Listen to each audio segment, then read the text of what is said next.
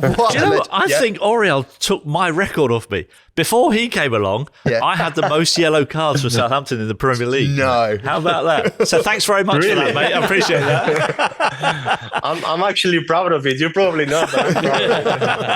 Welcome, everybody, to a brand new, another edition of Early Doors. Welcome to the show. I was quite loud there, wasn't I, Matt? Always. You're always a little bit loud, but we're in a brand new location. This is Level 1, the brand new entertainment area at St Mary's. It's incredible. There are driving simulator, racing sims, climbing walls, AR darts. There's also mini golf. There's a whole golfing area for that. It's just incredible, Matt. There's so much going on here. There's actually too much to mention. Burgers. Yeah, there are nice burgers. food. Good food. That's actually a very good point. Yeah, there are burgers here as well. Matt, you've already been here before. What did you make of it? Amazing. Honestly, so much here to do. It's incredible. There wasn't enough time for the evening that I spent here. Yes, and time is pressing because we need to get to the start of the show. And okay. Definitely, if you are watching on Facebook, on YouTube, on the Syncs app, or on the website, make sure you stick around because later on we will have the Level 1 challenge where I take on Matt Lettice in some of these games. And it's not important. Don't even give away what's happening later on. But we've also joining us on this show, Oriol Romeu. What a show! Welcome along to Early Doors. Yes! Come on! What a show we have for you today. We are going to be joined by Oriol Romeu. He's going to be joining us very soon. We've also got Taken on Lettice and Game of Opinions. I can barely get my words out with sheer excitement. What else have we got, Matt? Sausage named McMuffins? No. No, not them? No. Oh, Rocket. Oh, yes! The return of Rocket is back! Oh, Rocket, yeah, back in the building. I'm so glad that you could take the time and could be bothered to come and join us again. How have you been? Yeah, been great. I'm pleased to be here. Yeah, did that sound sarcastic for me? But it is really good to have you. No, it is really good. But you've been all right, though. I've been good, mate. I've been good. That's good. We have to say, mate, it hasn't been the same without you. Has it not? No, it's been way better, way frankly. better, yeah. Actually, way better. Nice that you're here, mate. Nice that you're here. Now, it is good to have Rocket back. However, now, before we go any further, we need to talk about this. There's a really important initiative, and we wanted to highlight.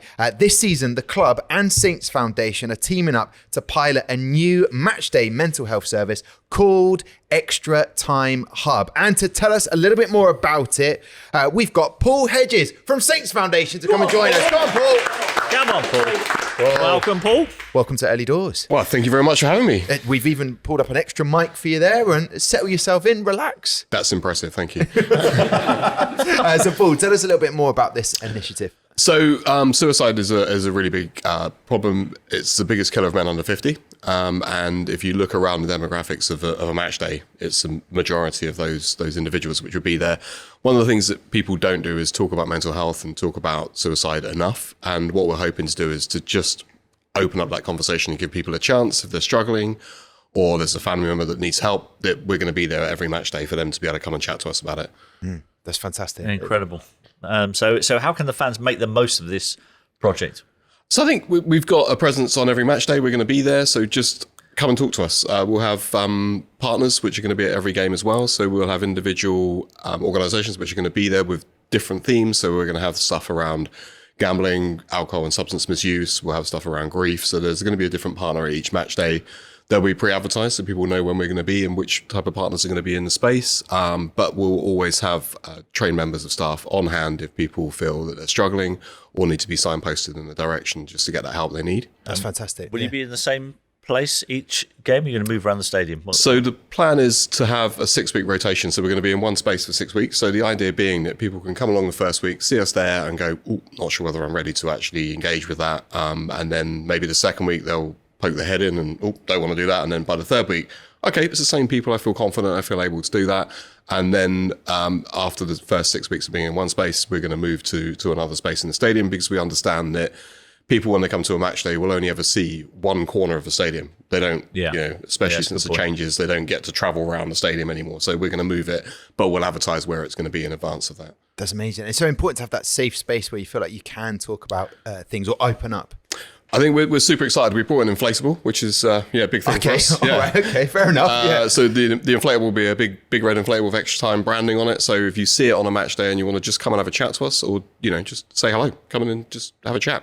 Yeah, oh, that's brilliant, Paul. And it's such an amazing initiative, Paul. So thank you very much for coming on Early Doors to talk about that and signpost that is going to be available for people for the Extra Time Hub at home games this season. So brilliantly done. Matt, absolutely. I feel like this is a brilliant show. Started off perfectly with Paul. We've got Oriol Romeu coming up, taking on a Tissier, a game of opinions. So shall we take a quick break, back and then have Oriol Romeu on? Okay, let's do it. All right, Matt said it's okay. That's what we'll do. So, what are we doing tonight? What do you think, Paul? I'll take you all down. Nah, let's do racing sims instead. Way better idea. Bro, no. If you want to do sims, golf sims are epic. And here comes the power move. Let's do it all at level 1. Battling over where to go. Hit level 1 at St. Mary's Stadium for American pool, racing sims, AR darts, golf sims, clay shot and way more, all under one roof. Book your squad in at level1.co.uk. Level 1. Game on. All right, Matt, what a guest we have now. He played for Saints from 2015 until 2023. Thanks, Rocket. Sorry. Rocket's very excited, isn't he? Yes, I'm excited for this. He made 256 appearances for the club. He scored 8 goals. He is one of the nicest people you will ever meet in football. He is the one and only Oriol Romeu. Welcome to Early Doors, Oriol. How are you doing? Are you all right? Yeah, very good. Thank you. Thank you for having me. It's an absolute pleasure. Can we ask, where are you right now in the world? What are you up to? I just came over to spend the weekend to Andorra, north of, well, it's a different country, but we came with the family to enjoy mountains, a bit of sightseeing and a bit of trekking. Lovely. That's beautiful. The way it said Andorra as well. There's a little Spanish straight away in there as well, man. He looks well, doesn't he? He does look well, doesn't he? Yeah. Right, fantastic. Family time. Well, listen, don't think it's going to be all fun and games on Early Doors. We've got some tough questions to grill you on. All right, are you ready for all the questions that are coming up?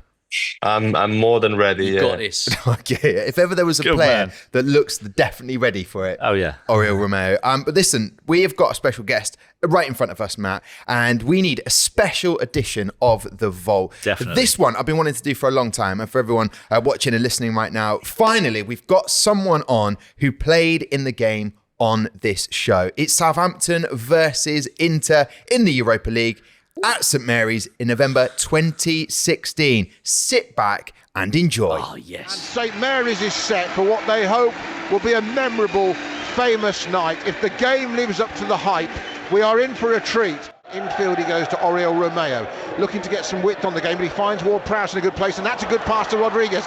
Edge of the box, curls it about a yard over the crossbar. Decent effort in the end. Good play that, good build-up, man free, ball plays into Rodriguez. Sets himself up, looks up, gets a little look at the goal, bends it with his right foot just over the bar. And the Italian international finds Medella again, and then the spin against Van Dijk. Play on, says the ref. To the byline they get, pulled back across the 6-yard line. Should have been 1-0. Blocked by Martina, and the follow-up, he's thrashed into the net, and the captain Icardi has scored. Saints trail in St. Mary's against Inter Milan, and Mauro Icardi, the Inter skipper, benefits from good work down the right from Antonio Candreva. From this left-hand side, Tadic, can they get the delivery right? Put some pressure on Handanovic, drilled into the 6-yard area. Again, the goal, he probably made his best punch, got it out to the edge of the box, still not away. Højbjerg's done brilliantly to control it, looks like a handball. Referee gives a penalty to Southampton. Højbjerg did really well to win it back on the edge of the box. The Italians complain to the Polish referee. It won't matter now, the penalty's being given. Won by Pierre Højbjerg, but boy have they got to take it. No Charlie Austin on the pitch. I'm sure this must be Tadic's penalty. Tadic has a chance now to score their first goal against an Italian club in competitive football. Dusan Tadic shoots and saved by Handanovic. The follow-up by Romeu, and the Slovenian celebrates with his defenders and the Inter fans. Too close to the keeper, who went the right way. Tadic looks to the sky. A let-off for the Italians. The half-time whistle goes. It's chaos at St. Mary's, but Saints have missed a massive opportunity. Looking for a 1-2 with Tadic, who turns in field, waits for Højbjerg. Early cross, looking for Redmond, who's won nothing there. And then Ward-Prowse with a good volley. And that is well held by Handanovic, because it dipped right by the goalkeeper, Dave Merrington. and actually could have squirmed under him. Good shot, good save. It was a good effort by Ward-Prowse. Corner comes in again from the left. This one's dangerous. Headed up in the air by Cardi, still in the penalty area. Across it goes to Romeu. Chips it off the crossbar. Van Dijk on the follow-up. Southampton equalise. And Van Dijk scores. The captain of the night. They have a goal against Inter Milan, and they level things up in the second half. And St Mary's erupts in joy. Goes back to Sam McQueen. Youngster's got to keep the ball under control, does well. Now Tadic has got a chance to put a cross in. Low left-footed, across the 6-yard area, off the defender, and in the back of the net. And Southampton have scored twice in quick succession against Inter Milan. And the 3-time European champions are behind at St Mary's. What's the referee going to do? He blows! No time for the corner! Southampton have beaten Inter Milan in the Europa League. Quality. What a night that was. We've got so many questions to ask about the night. Matt, were you there that night? No, I wasn't there that night. Oh, man. I was working. I actually had to go do a bit of work. Can you believe that? Yeah. No. And I wasn't far away. I was about an hour north of here. But I had to, it was like a sportsman's dinner type thing that I'd been booked for before the draw came out. Oh, no. So when the draw came out, I was like, oh my God, no. So I rang the guy who was doing the show and went, can we just make sure we've got a television in the room while we're having dinner, just so I can keep an eye on the game? Oh, that is fantastic. Yeah. You were there too while I'm playing in that game. St Mary's was rocking that night. What do you remember about that magical match? Special night, one of those moments that you will always remember. And the way everything went also, like coming back, scoring the goal in the end, I think it was amazing to enjoy it and to live it. That season, we had a few also playing away there. The amount of fans that traveled over there to support us was incredible. Those moments will always, I think, stay in our heads. And shouldn't we have beaten them at the San Siro as well? Oh, he's asked that question. Sorry, Romeu. Can I just... Should we have beaten them? Is that the right question to ask? Should we have beaten... Yeah. Yeah, it is the right question. I can ask that question. In terms of chances and the way both teams played, I think we were very close. The goalkeeper was unreal. I didn't know his name until we played them, but... I have to say he did. I remember a save on Charlie Austin, like a meter away from the goal, amazing with the face. And we played really well. A shame that we couldn't get anything else because we needed those points in the end to get through. What an amazing moment. There are so many Saints fans, Matt, that I know travelled all that way. Yeah, it was a big night in the history. Did it feel like a big night in the history of Southampton, Oriol? Yes, for me at least. I think we all felt around the city and the club how important it was. I remember some of the fans telling me that they were going to skip their jobs and they were going to travel there regardless of what their job or what their boss was going to tell them. And even one of them, he told me I was fired, but I didn't mind. I just wanted to see that match. And I had to travel and I had to see you playing there. And I thought, wow, this is incredible. And the amount of love that we felt that day was amazing. Yeah, and what a lineup that I'm just having a look now. Forster in goal, Yoshida, Van Dijk, McQueen, Martina, Højbjerg, Romeu, who we're talking to, JWP, Tadic, Redmond, Rodriguez. What a lineup that was to take on Inter Milan and get that 2-1 Pretty win. impressive. I mean, you look back at that team now and not qualifying from the group, you just think, poor. You know, is that a regret of yours that we didn't quite get out of that group, Oriol? Yeah, those are probably the things that you look back and you think, oh, we could have done more. Even the year before when we were playing against Midtjylland in the qualifiers, we didn't get through. We had a much better team and we didn't get it. Those things, I think playing in the Premier League, it's also tough to play those both competitions at the same time. And it's not easy to keep that level or that consistency playing Europe, traveling and playing in the league. And unfortunately, we didn't get it. But in terms of quality and team levels, I think we should have gone through. Yeah, I went out to the game in Prague. So I travelled out with Franny Benali. We took our wives for a few days. Okay. It was lovely. We had a lovely few days out there until the game kicked off. I remember that day as well. It was not a good game, was it? It was not a good game that night. No. That was a pretty intimidating atmosphere as well. Did you feel that on the pitch out in Prague? The atmosphere there, because as a person in the crowd, it felt a little bit intimidating. Yeah, that's probably what they have in there. They try to make a little bit scary in a way, but I mean, we're kind of used to it, so it's not an excuse. We should have done more. You played so well that season, Oriol. Won the fans and players player of the season awards. As a whole, what was that season like for you? Probably, I would put it up there as one of my best seasons in my career, in terms of amount of games, level, consistency. Also, we played a cup final, we played Europa League, we finished 8th, I think, in the league. So we managed to keep a good level throughout the whole season, which you don't want to be one of the standout players and being relegated. That meant that we did things well all together, and I think we managed to do it very well. And my memories are great. Playing so many games and being having the confidence from the coach, from the team, from my teammates, everyone around there was amazing. It was my second season there, and I felt like home already in that year. And it also came very close to scoring at Wembley in that final, didn't you? Do you ever think what might have happened if that header had gone in?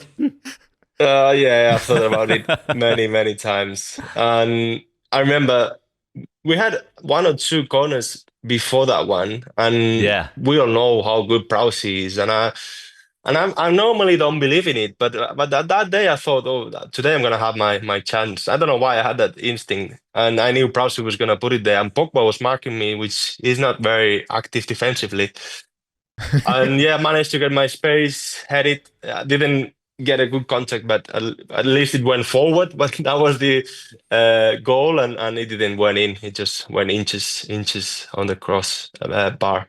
A shame. I mean, you don't know what could have happened. Maybe they would have reacted, or else we maybe would have played better if we were winning. I don't know. But if that had gone in, probably we would have had a bigger chance to win the title. We would have also had a bigger chance to win the title if the linesman had been doing his job properly that night. Bring it up. It was never. I can honestly say I was covering the game for Sky that day, and I was so fuming when we went in at half time. I was the closest I'd ever come to swearing live on television. Honestly, I was just absolutely raging, and I had to really try and calm myself down before I could talk about it.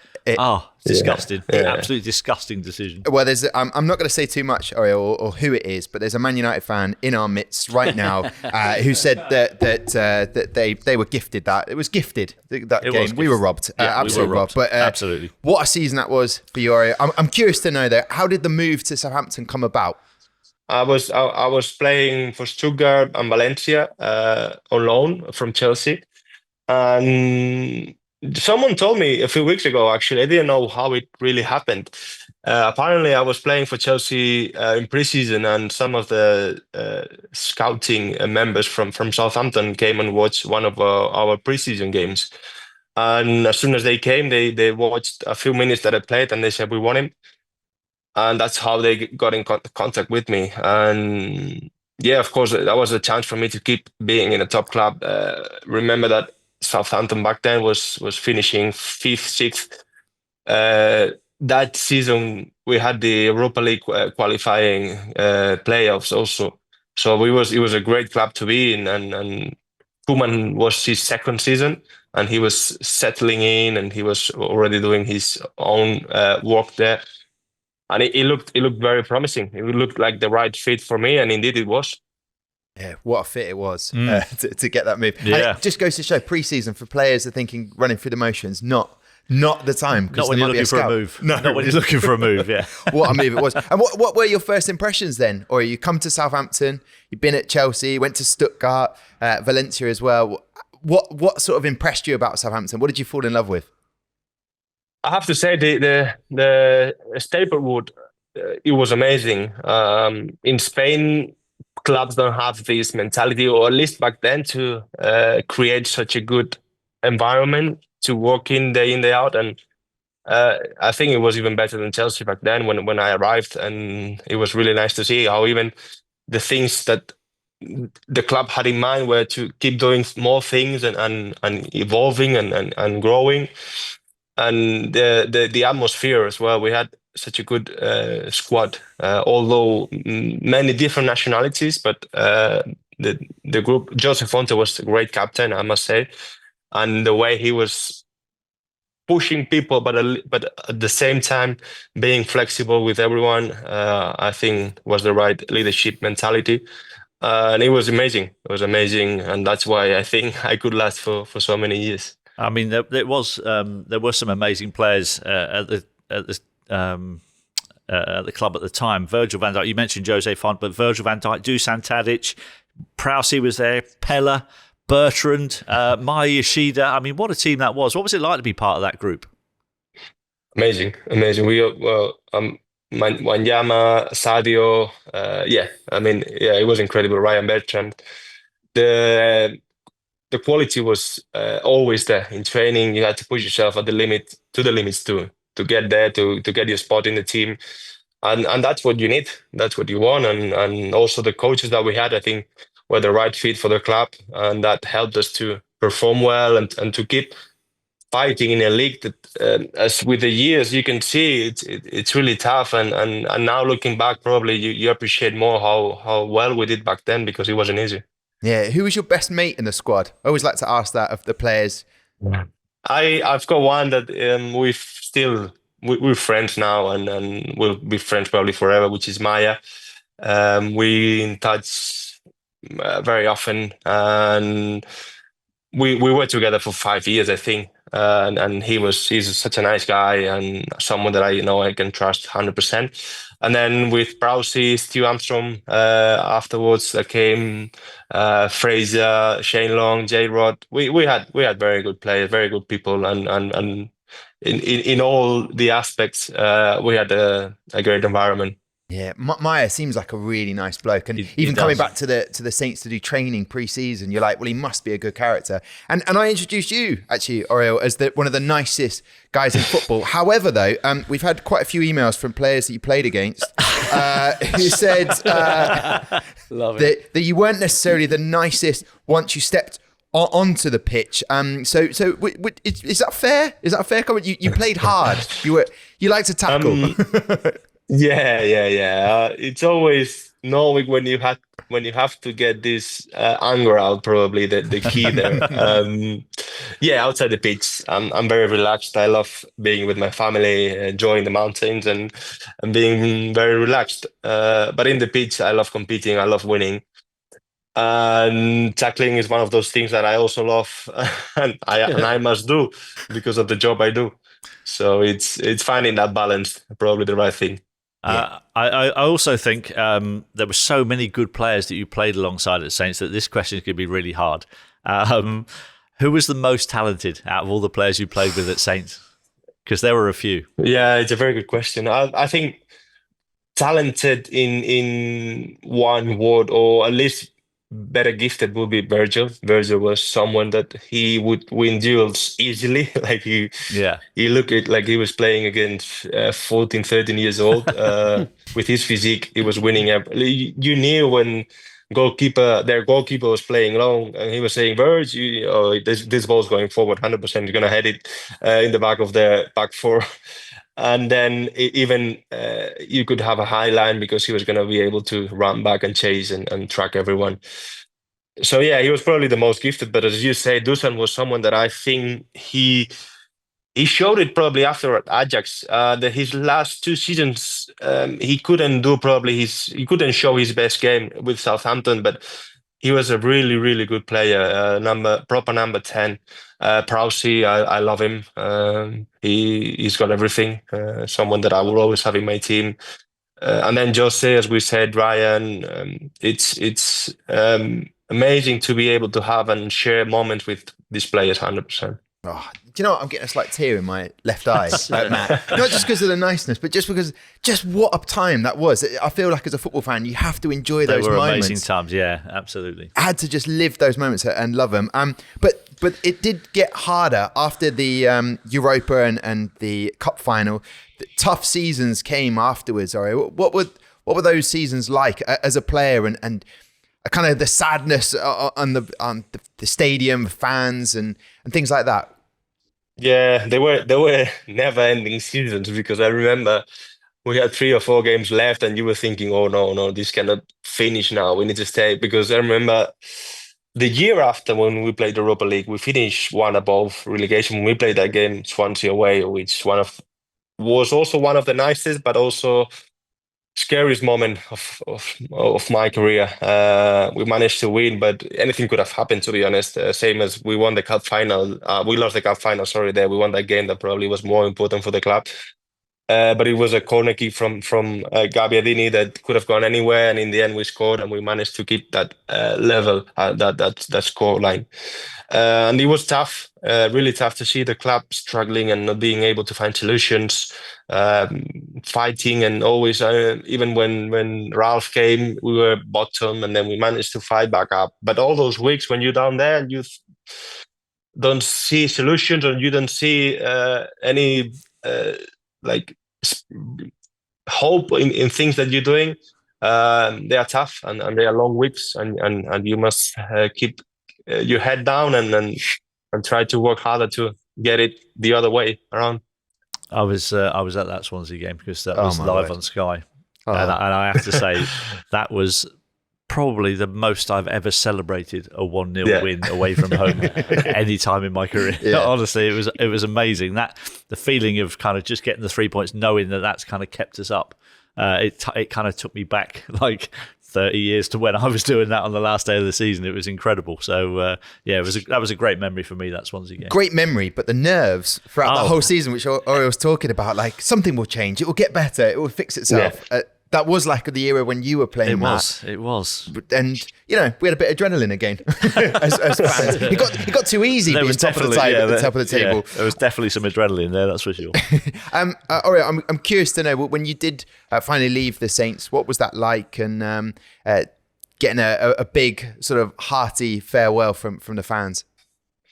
Yeah, from one side, I feel very grateful because all the love that I felt, not just when I left, but during my period there, I think in the English culture, as long as you show your passion, as long as you show respect and you do your job properly, they will support you until the end. And I think that's what we managed to do during those years.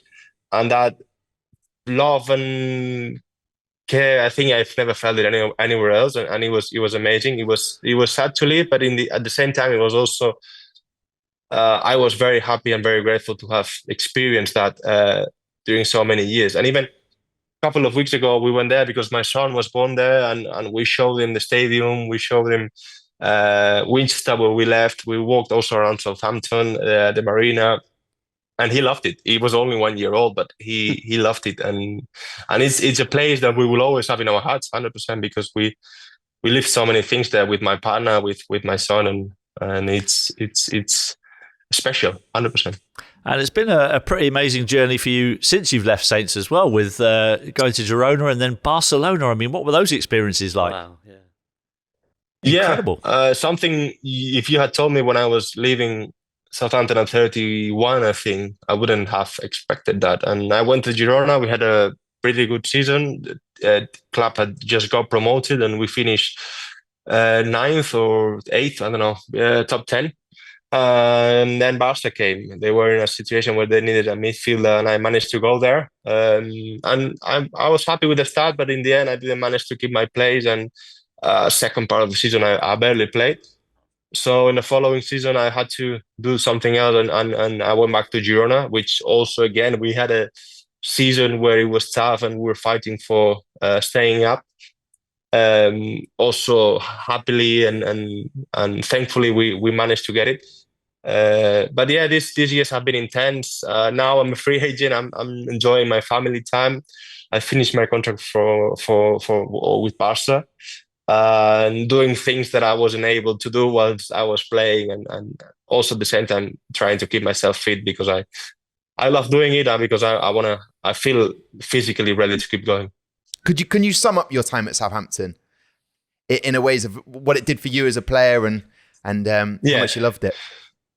Yeah, probably word is grateful, and a club that gave me the platform to fulfill my dreams as a person and as a professional footballer. I didn't know where I was going when I arrived. I didn't know what I was going to find. But I left there being a man, being a father. It's the club that I spend the most years, and probably will be the club that I will spend the most years. And also the amount of friends and people that I met there will always stay with me. So grateful and very happy to have been there for so many years. And are you aware of just how highly the Saints fans regard you, Oriol, after your time here? If to put it in words, it's something that I'm very happy to have left that mark on them. When you come in a place and someone asks you, what do you want to get when you leave, is someone to be proud of what you've done. And I think that's what happened there. And there is nothing else probably I can ask for. Yeah, you should be very proud of what you've done, mate. You're a great servant to the club. Oh, well said, man. Thanks.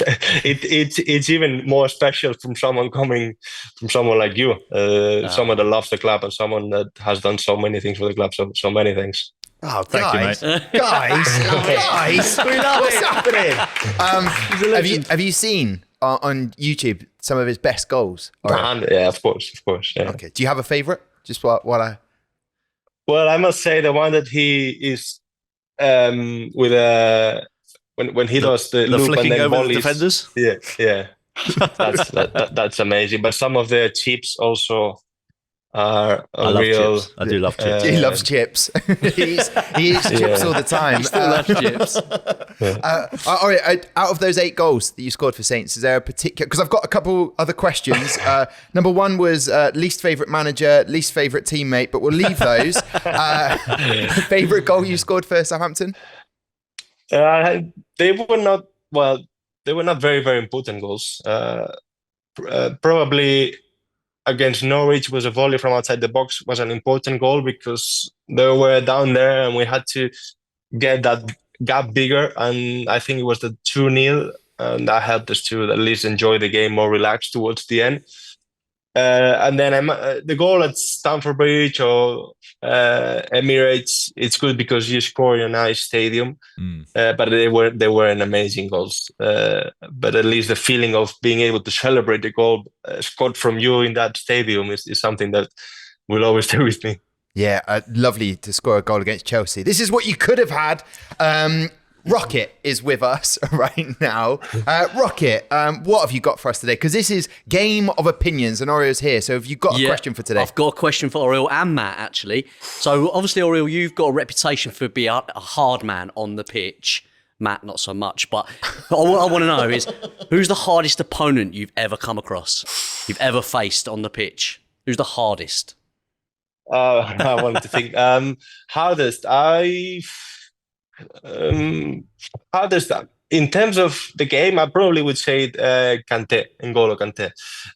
Not physically, but he would find always a way to be everywhere and to read your first touch and to read your the way you want to press him. I think everyone rates him as someone that's very good without the ball, but he was also a good footballer and he was clever making those decisions. So he's the first one that came to my mind. He was really had some. I remember a couple of times that when I thought, I've got him there. And no, he was able to get his feet there in the last second, and he was really tough to play against. And in terms of actual physicality, strongest? Actual physicality, Andy Carroll, when I was younger, he's when the long balls were coming, they were tough. Antonio, Lukaku, when he was at his best also, it was tough to read him.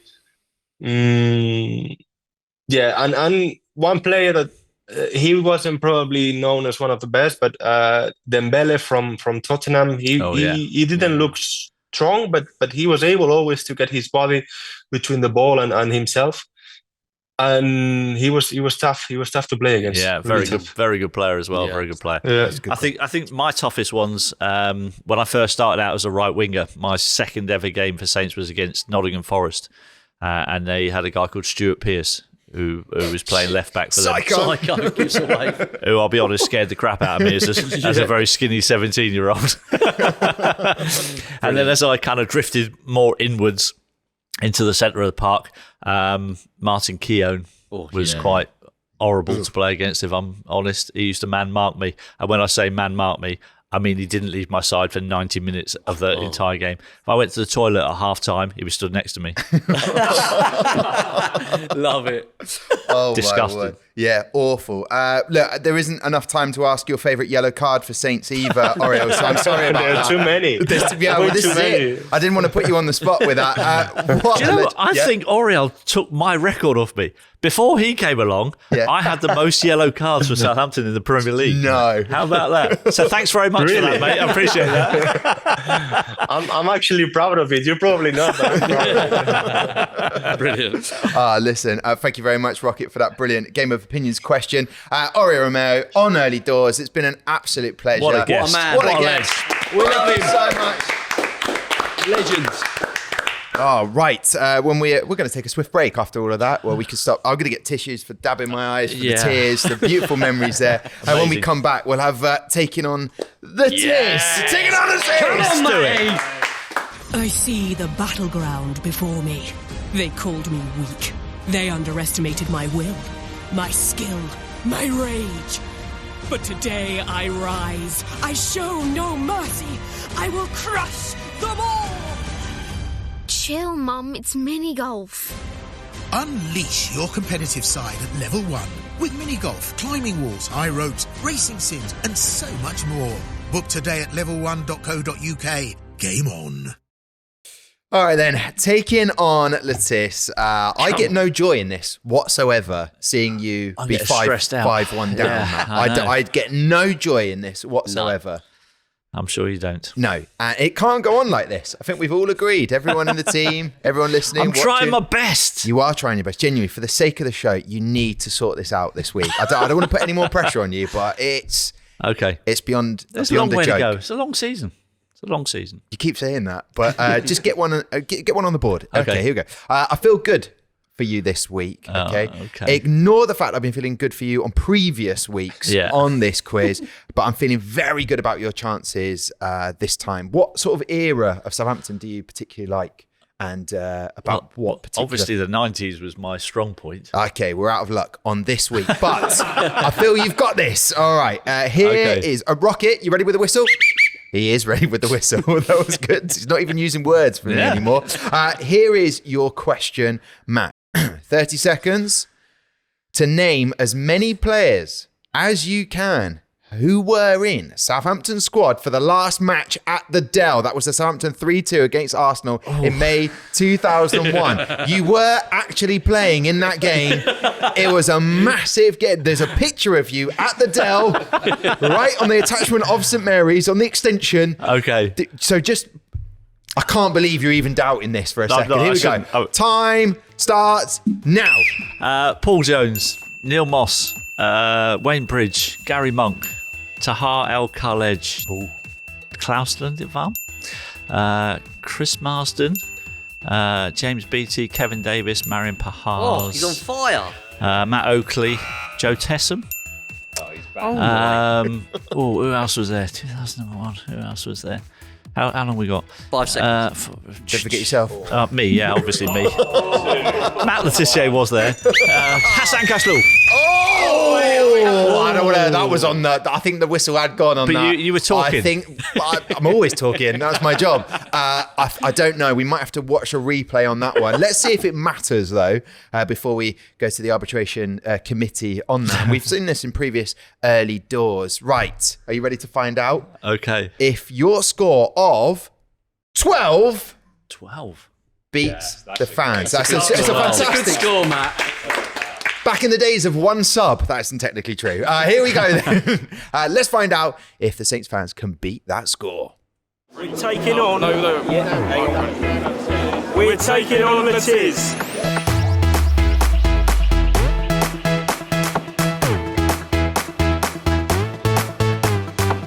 The Tiss, Pahars, Marsden, Beattie, Svensson.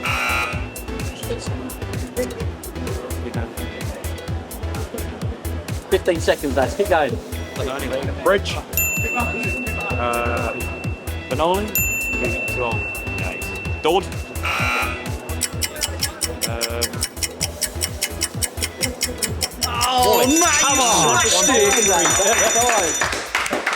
I'm celebrating for you, Matt. I'm celebrating for you. Get in. Brilliant effort from the lads who definitely probably weren't born then. Can I just ask, can I play them every week? Wow. The boot's officially fully in there from Matt. Wow. Look at you. You're so happy with that. I'm so relieved. You needed that I one. mean, 6-1 would have been a big gap. Oh, my word. Paul Jones, Dean Richards, Klaus Lundekvam, Gary Monk, Wayne Bridge, Hassan Kashul, Chris Marston, Marion Bahars, Kevin Davies, James Beattie, Joe Tessam, Neil Moss, Taha El Khalej, Franny Bernali. Forgot your bestie, mate. You forgot your bestie. We had a weekend away in Prague and the wives came. Forgot Franny, mate. Mark Draper. I sat on the bench with him. Brilliant. Sorry, Fran.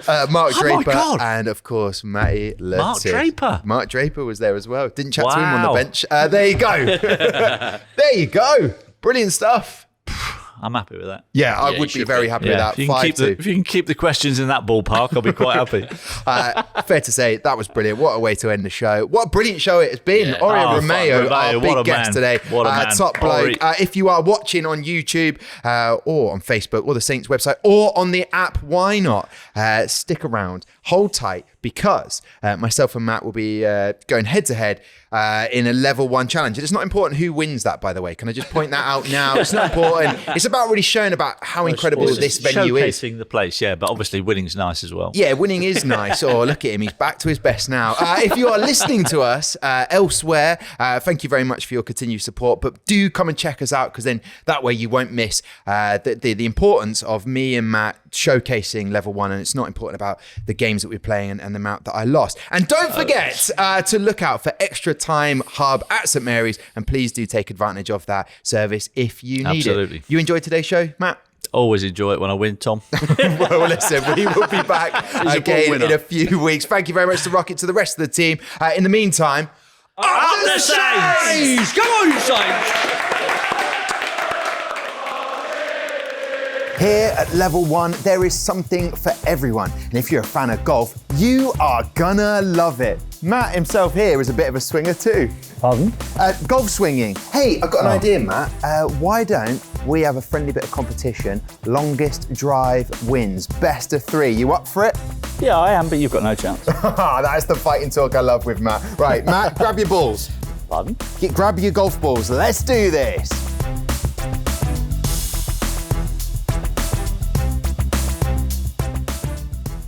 Right then, Tommy boy, let's see what we got. Yeah. Oh, shots got fired. a bit right.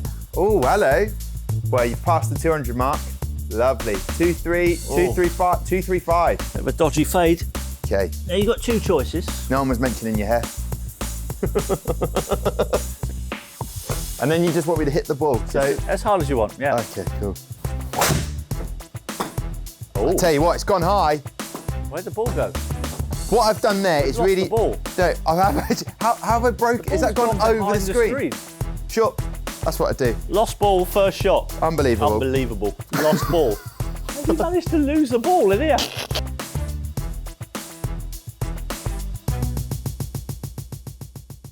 Right, round number 2. Round number 2. Warmed up.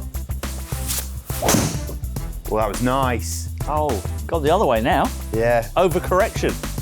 But it's gone a bit further, I think. Yeah, that's nice. 254. 254. That's lovely. Good luck. How many times have you played golf this week? Twice. Okay, cool. I played 3 years ago. Here we go. Oh! Oh, it's gone high again. Yeah! Go on. Saddle up. Oh, Ride that there. pony. We're getting 207. Here we go. Oh, the third one could be interesting. Do you know what? Coming to level 1 and somehow beating you in the longest drive would be a career highlight for me. Just putting it out there. Okay. Okay, so I'm going just to try this time. Okay. Who's going to try this time? Oh, it's nice. You even lost footing there because the I know. power went straight through. Yeah, I don't think it's very good though. Hang on. We're beating my shot. It's 9. 254 is the highest. There we go then. Here we go. It all comes down to this. Saloon. Get in the hole, ball! Sorry, I was just doing Happy Gilmore. Tell you what. Skied it a bit. Skied it a bit. Yeah. That's a pitching wedge. Sure. I'm more of a putter. Matt, that was a lot of fun, and it doesn't matter who won in the challenge competition there. It always matters, but maybe we should get you on a real golf course sometime. I'd love that, although to be fair, I do actually prefer a golf simulator, especially a golf simulator right by the kitchen, which is serving burgers all day. Good point, make that 2. Or make it 4! It's because of the golf 4, right? I'll get the map.